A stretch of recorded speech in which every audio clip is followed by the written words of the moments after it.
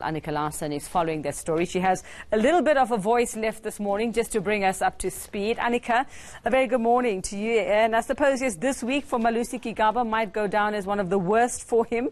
What now? What happens? I mean, we have the public protector. We have, heard in Parliament from the Oppenheimers this week.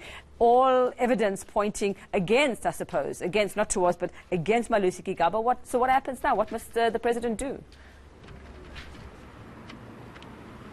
Good morning, Uveka. Yes, I do apologize for the wind in Cape Town. It has a bad habit of coming up just to spite me as we're about to cross.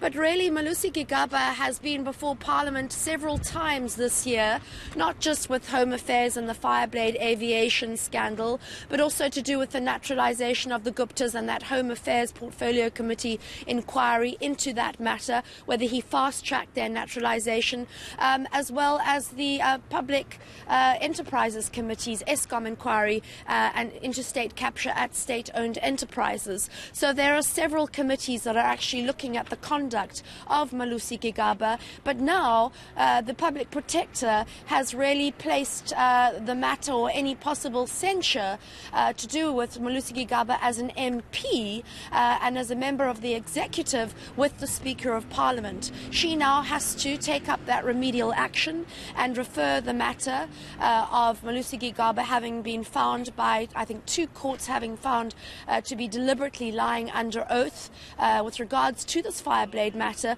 to the Ethics Committee, and then the Speaker has 30 days in which to report back to Busisiwe Mkhwebane on what disciplinary action will be taken.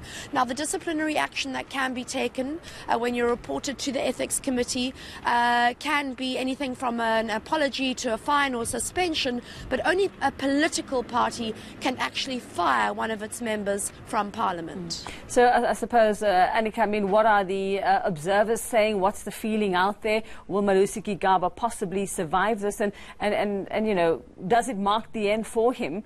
Or what? Why can't we just see the president taking some kind of action against him? And I suppose there are some others, that the other ministers who are still questionable, and why keep them hanging on to those positions?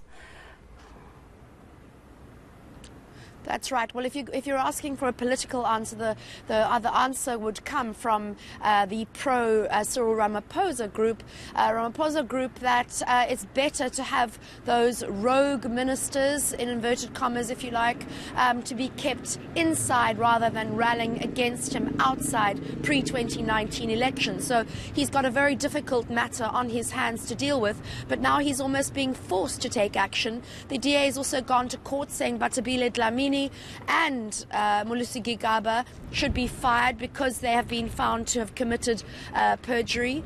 And so the writing, I suppose, is on the wall. But Malusi Gigaba, remember, is a Teflon minister. He survived and gone through several administrations. And he's also probably, or very likely, going to take this matter report on review because he has filed papers in the Constitutional Court, and therefore he has not managed or had the opportunity to fully ventilate this matter with the Constitutional Court not deciding yet on whether to hear his case and take the matter on appeal from the Supreme Court.